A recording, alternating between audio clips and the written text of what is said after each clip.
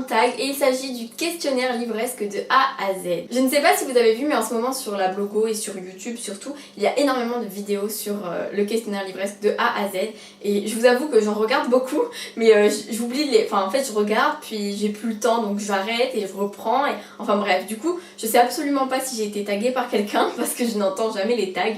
Faudra que je finisse toutes ces vidéos pour savoir, mais en tout cas j'avais très envie de le faire, donc du coup j'ai repris toutes les questions et je vais enfin pouvoir le refaire. Je mettrai en barre d'infos la personne qui a traduit les questions en français. J'espère que ça vous plaira, on commence tout de suite parce qu'il y a un bon nombre de questions. Il s'agit en fait de chaque lettre de l'alphabet et ça va nous donner un mot et ensuite ça va nous donner du coup une sorte de consigne et on doit vous montrer par exemple vous dire le livre concerné. J'ai ma petite feuille et on commence tout de suite. Alors A pour auteur, auteur dont tu as lu le plus de livres. Alors là, c'est absolument sans aucune hésitation, c'est J.K. Rowling. Comme la plupart des gens qui ont fait ce questionnaire livresque ont répondu exactement la même chose parce que j'ai lu tous les Harry Potter. Bon là, ils y sont pas tous, mais j'ai pas envie de déranger toute mon étagère de livres de poche, mais vous en avez plusieurs. Et j'ai lu donc les 7 Harry Potter et j'ai lu les contes de Bédel le Barde. Et il m'en manque quelques-uns encore, j'ai une place à prendre dans ma bibliothèque. Et ensuite, il faudrait peut-être qu'un jour j'achète l'appel du coucou, mais avant, il faudrait que d'abord je lise une place à prendre. B pour Best, la meilleure suite de série. Alors pour moi, c'est vraiment sans aucune hésitation, c'est Hunger Games parce que c'est la seule série où j'ai vraiment l'impression que le second tome et le troisième tome sont aussi géniaux que le premier. Sachant que Hunger Games, le tome 1, était juste indétrônable quoi. Quand je l'ai lu, pour moi c'était le meilleur livre du monde. Et puis après j'ai lu le 2 qui est devenu aussi le meilleur livre du monde, puis le 3 qui est aussi devenu le meilleur livre du monde. Donc franchement ça a été une saga juste exceptionnelle du début à la fin. Et il y a aussi un peu Divergente qui a été dans le même genre, mais moi, Hunger Games, ça a vraiment été pour moi the coup de cœur quoi. C'est pour Current, lecture en cours. Alors, je suis en train de lire Deep Blue de la saga Waterfire de Jennifer Donnelly, publié aux éditions Hachette. C'est un livre qui est très beau, voilà. Mais je vous avoue que je mets juste 3 ans à lire, je sais pas pourquoi. J'en suis enfin à plus de la moitié, donc là je pense que ça y est, ça va commencer à speeder un peu. Mais j'ai eu du mal au début, hein, je vous l'avoue. C'est un roman qui est très bien écrit, qui est vraiment très sympa, mais va falloir que j'arrête de me lancer dans du fantastique parce que je crois que c'est vraiment pas fait pour moi. D pour Drink, la boisson qui accompagne tes lectures. Alors moi c'est tout simplement le thé. Voilà, c'est la seule boisson que je bois quand je lis.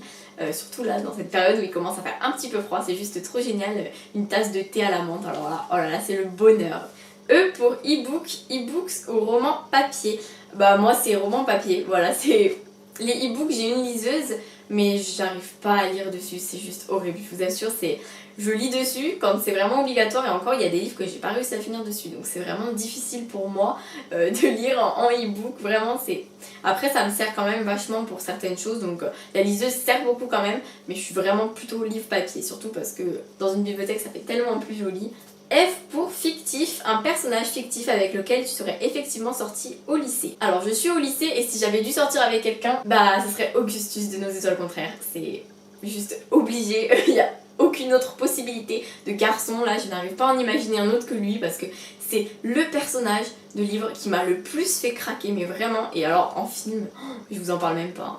Alors, G pour Glad, un roman auquel tu es contente d'avoir donné une chance.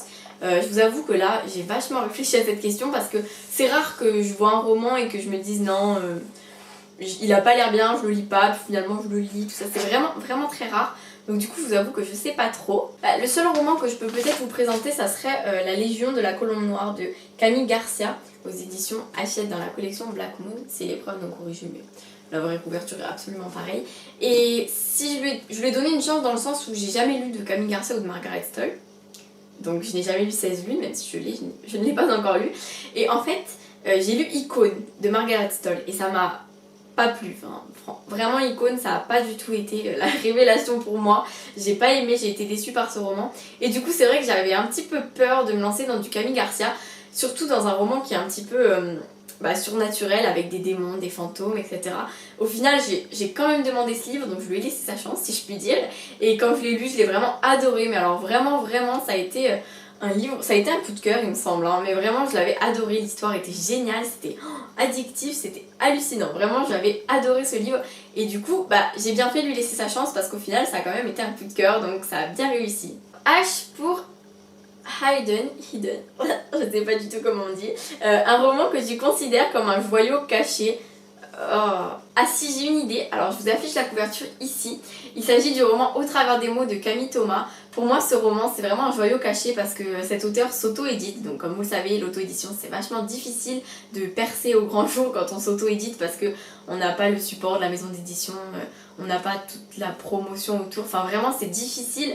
Et donc Camille Thomas a envoyé ce roman à plusieurs personnes en version e-book, en PDF, et elle me l'avait envoyé à moi, et donc je lui ai fait une chronique de son livre. C'est une autobiographie de quand elle était jeune et quand elle a perdu son amour, son premier amour et son grand amour de sa jeunesse. Et ce roman c'est un joyau caché parce qu'il est écrit mais divinement bien et il est horriblement triste et bouleversant, mais je peux vous dire que j'ai jamais pleuré comme ça pour un livre, mais vraiment. Et pour moi c'est un joyau caché, il mérite vraiment d'être beaucoup plus connu, je vous le conseille de tout cœur. Je sais bien que c'est difficile de se dire je vais acheter un livre qui est auto-édité parce que déjà c'est cher, c'est 20-22 euros, donc on se dit ouais j'espère vraiment qu'il va être bien, mais lui je peux vous assurer qu'il est génial et je vous le conseille de tout cœur, mais vraiment il faut le lire ce livre, il fait prendre conscience de beaucoup de choses. En plus moi j'ai trouvé ça vraiment très très beau comme histoire, même si c'était en même temps horriblement bouleversant et que j'ai usé toute une boîte de mouchoirs, il est quand même magnifique en soi. I pour important, un moment important de ta vie de lectrice. J'ai vu par exemple que Clélia de Brody Books a dit que le moment important de sa vie de lectrice c'était quand elle a décidé de créer sa chaîne YouTube et que ça a vraiment changé sa vie de lectrice. Je suis un petit peu comme elle. Moi je dirais plus que ça a été le premier salon du livre où je suis allée. Parce que j'y suis allée avec Sophia, une grande amie à moi que je connaissais pas des livres, mais après grâce à notre passion des livres on s'est beaucoup rapprochés, et donc je suis allée au salon du livre et j'ai rencontré Sophia là-bas. J'avais pas de blog, rien, et c'est là-bas que j'ai vraiment commencé à avoir envie de créer un blog parce que Sophia me disait, elle avait un blog justement et elle me disait oh lui je le connais et tout, il a tel blog, oh elle est trop connue et tout sur la blogo, elle a ce blog et tout, et moi je me disais mais mince ça a l'air trop bien, et donc du coup ce salon du livre ça a vraiment changé parce que un mois plus tard j'ai commencé mon blog et après ça a vraiment été très différent au niveau de mes lectures, comme l'a dit Clélia de Brody Books justement, tout change quoi, on a vraiment une vie avant Blogo et avant YouTube, même si moi YouTube est venu plus tard, et on a surtout la vie après Blogo et après YouTube est différente au niveau de nos lectures, de nos genres, de nos avis, de notre rythme, tout. Moi il y a vraiment tout qui a changé. J pour juste, le roman que tu viens juste de finir. Je viens juste de le finir il y a plus d'une semaine, c'est juste que vu que je patauge avec Deep Blue, c'est vrai que ça remonte finalement. Il s'agit du roman Le Labyrinthe de James Dashner, publié aux éditions Pocket Jeunesse. C'est le tome 1 de la trilogie L'épreuve que j'ai adoré, donc je vais bientôt aller voir le film et d'ailleurs vous aurez une petite vidéo à ce propos. K pour Kind, le genre de roman que tu ne liras jamais. Alors à cette réponse je ne peux que répondre ne jamais dire jamais. L pour longue, le roman le plus long que tu n'aies jamais lu. Alors ça dépend ce qu'on veut dire par long, parce que si on parle du nombre de pages, c'est Harry Potter le tome 5, Harry Potter et l'Ordre du Phénix de J.K. Rowling, publié aux éditions Gallimard. Et si on veut parler d'un livre que j'ai mis très longtemps à lire, alors là je vous présente L'Assommoir d'Émile Zola, publié aux éditions Hatier Classique et Compagnie Lycée. Donc L'Assommoir qui est un classique et comment vous dire, je pense que les profs ont envie de dégoûter les gens de la lecture parce que personnellement, heureusement que j'aime lire parce que je l'ai terminé. Mais si on prend ma classe que j'avais en seconde, donc on a lu ce roman, on est 3 je crois à l'avoir fini. Et je me dis, c'est vrai qu'on dit beaucoup que les jeunes ne lisent plus beaucoup, tout ça, et je pense pas que ce soit tellement vrai, mais ce qui est sûr, c'est qu'on nous dégoûte quand même vachement à l'école de nous faire lire des pavés, alors que Émile Zola, il a écrit d'autres romans qui sont un petit peu moins gros que L'Assommoir, L'Assommoir qui donc a assommé la plupart des élèves de ma classe de seconde. M pour Major, le roman qui t'a causé le plus gros book hangover. Alors le book hangover c'est le trop plein l'ivresse, donc après ça on ne peut plus rien lire. Ça ne m'est jamais vraiment arrivé, mais je peux un petit peu tricher en disant qu'avec Eleanor and Park de Rainbow Rowell, je vous mets la couverture parce que je ne l'ai pas, je l'ai prêté. Quand je l'ai terminé, je ne savais absolument pas quoi lire parce que je me disais quoi qu'il arrive, le prochain roman que je lirai, je vais pas l'aimer parce qu'à côté d'Eleanor and Park il sera nul, il sera vraiment moins bien et tout. Je vous avoue que je me souviens même pas du livre que j'ai lu après Eleanor and Park, mais il me semble pas que ça a été une grosse déception quoi, mais c'est vrai que juste après je me suis dit waouh, va falloir que je respire un peu avant de relire, mais ça m'est jamais arrivé que ça dure très très longtemps. N pour nombre, le nombre de bibliothèques, meubles que tu possèdes. Bon en fait vous les voyez justement, il y en a une et il y en a deux. Voilà. O pour One, le roman que tu as lu plusieurs fois. J'ai relu Harry Potter à l'école des sorciers, Harry Potter et la chambre des secrets Harry Potter et le prisonnier d'Azkaban et Harry Potter et la coupe de feu. Tous les quatre premiers, je les ai relus 2 fois. Je n'ai relu que les 4 premiers, mais ce sont les seuls romans, il me semble, hein, à part des petits livres de quand j'étais petite. Ce sont vraiment les seuls romans que j'ai relus. Après, je n'en ai relu aucun de toute ma bibliothèque et pourtant j'aimerais. Mais c'est vrai qu'en plus avec le blog, avec les vidéos, je ne peux pas. Je peux pas vraiment me le permettre, surtout avec les services presse. J'ai une pile à lire qui est énorme, alors si je me mets à relire les romans que j'ai adorés, on va plus s'en sortir. P pour préféré, ton endroit préféré pour vous lire, c'est tout simplement mon lit et mon lit. Il n'y a vraiment aucun autre endroit où je me sente aussi bien que dans mon lit pour lire. Q pour quote, une citation d'un livre que tu as lu qui t'inspire ou qui te fait ressentir plein d'émotions. Le roman qui m'a le plus fait subir ce genre de tourbillon d'émotions, c'est Nos étoiles contraires. Et Eleanor Park aussi a eu son petit rôle là-dedans, parce que dans Eleanor Park, c'est vraiment que des citations sur l'amour, mais vraiment beaucoup plus sur la passion, la dépendance de l'autre. Alors dans Nos étoiles contraires c'est différent, il y en a beaucoup sur l'amour évidemment, mais il y en a aussi beaucoup sur la vie, la mort, Bon, rien que de vous en parler j'ai des frissons. Quand j'ai vu le film, je voyais toutes les citations du livre remises à l'écran et je me rendais compte qu'il y en avait d'autres dont je ne me souvenais pas tant que ça, mais en les revoyant j'étais en larmes de toute façon, mais c'était vraiment tellement beau. Enfin bref, là rien que de vous en parler je frissonne de partout. R pour regret, un regret de lecteur. Je n'ai pas de regret d'être lectrice, à part que j'aimerais beaucoup pouvoir lire un livre par jour par exemple, comme ça permettrait de découvrir absolument tous les livres du monde, mais c'est absolument impossible. C'est mon seul regret, mais bon, c'est pas vraiment un regret. Hein. S pour série, une série que tu as commencé mais jamais finie et dont tous les livres sont sortis. Je vous présente la série Seule au monde de Amy Leybourne, publiée aux éditions Hachette. Sauf que ce n'est pas que je ne l'ai pas terminée parce que je n'ai pas encore eu l'occasion ou quoi, c'est tout simplement parce que je n'ai pas voulu la continuer. Je vous explique rapidement, j'ai lu le tome 1, je l'ai adoré, quand j'ai reçu le tome 2, je l'ai dévoré et adoré encore plus que le tome 1. J'ai terminé le tome 2, donc je me suis dit waouh, c'est la fin la plus géniale du monde, l'auteur a fait une fin ouverte. Bon, je vous avoue que moi j'aime les fins ouvertes, il y a beaucoup de gens qui n'aiment pas, donc c'est vrai que ça peut être vraiment une question de goût.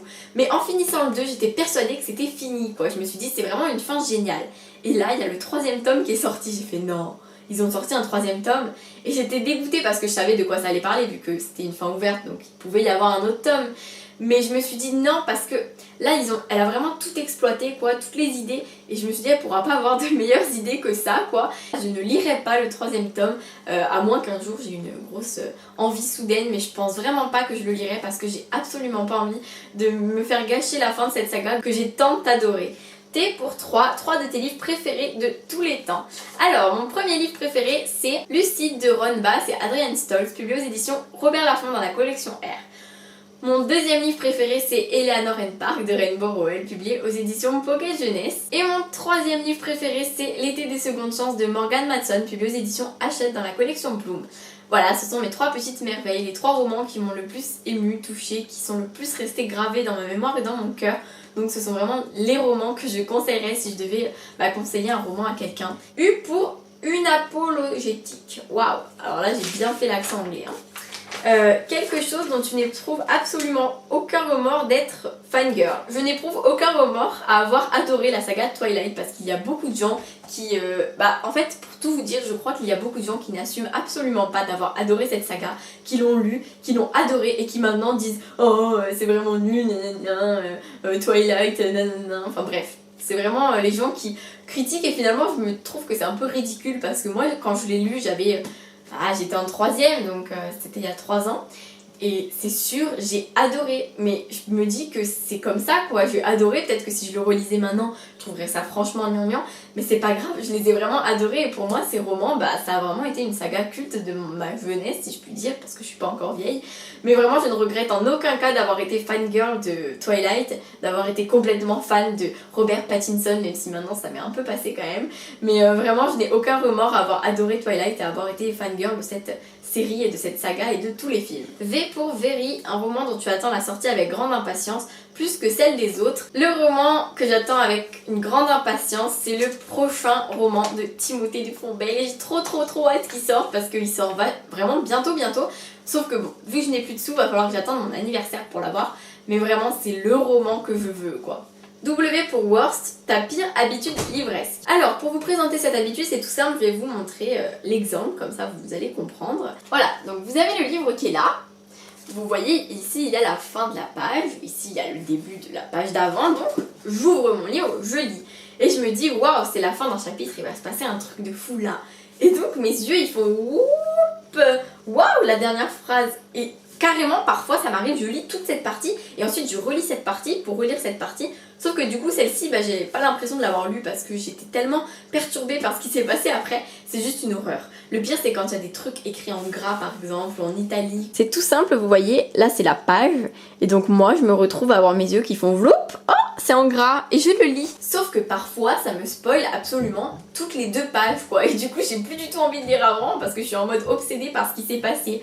C'est une horreur. X pour X. Commence à compter en haut à gauche de ton étagère la plus proche et prends le 27e livre. Alors comme j'ai... Enfin, elles sont collées, je vais faire comme ça, je pense. 20, 21, 22, 23, 24, 25, 26, 27. Voilà, c'est tombé sur Le Retour de l'Ange, le tome 2. C'est fou parce que Le Retour de l'Ange, de toute la saga, le 2e tome c'est mon préféré. Même de toute la saga entière, Le Baiser de l'Ange, Le Retour de l'Ange, donc les 6 tomes. Celui-ci c'est mon favori, donc voilà, c'est bien tombé. C'est un tome que j'avais adoré parce qu'il y avait plein d'actions, plein de mystères et d'horreurs et ça me faisait peur en plus, donc vraiment je l'ai trouvé génial. Y pour You, ton dernier livre acheté. Le dernier roman que j'ai acheté c'est de nouveau Le Labyrinthe de James Dashner, publié aux éditions Pocket Jeunesse. Et la question d'après c'est Z pour Z, donc genre Z comme dans les BD quoi. Le livre qui t'a volé ton Z. Donc le livre qui t'a fait rester éveillé bien trop tard dans la nuit, c'est de nouveau Le Labyrinthe de James Dashner parce que ça m'a pas fait rester éveillée très tard, hein, je vous l'avoue. Je suis une grosse dormeuse le soir, en fait je m'endors vachement vite, surtout quand on a cours le lendemain. Mais celui-ci par contre il m'a fait me coucher genre 2 heures plus tard que d'habitude par rapport à l'heure à laquelle je me couche quand j'ai cours, ce qui n'est pas bien du tout, mais j'étais tellement à fond dans l'histoire que je pouvais pas lâcher, c'était trop addictif. Et bien ça y est, on a fini toutes les questions, j'espère que ça vous a plu, moi j'ai trouvé ça sympa de le faire et puis ça vous permet d'en savoir un petit peu plus sur moi parfois, c'est vrai. J'espère du coup que vous avez aimé cette vidéo, n'hésitez pas à reprendre ce tag, je ne sais pas du tout qui taguer parce que il y a plein de gens qui l'ont déjà refait. Je vais taguer Mathilde de Mamal au livre parce que je sais qu'elle ne l'a pas fait, pas encore en tout cas, et sinon après reprenez-le si vous en avez envie, ce sera avec grand plaisir. Et je tag aussi Mathieu du blog et de la chaîne Enjoy Books parce qu'il m'a tagué pour un autre tag que je n'ai pas encore fait mais qui viendra très bientôt. Voilà, j'espère que ça vous a plu, je vous fais plein de bisous et je vous dis à très bientôt. Ciao ciao.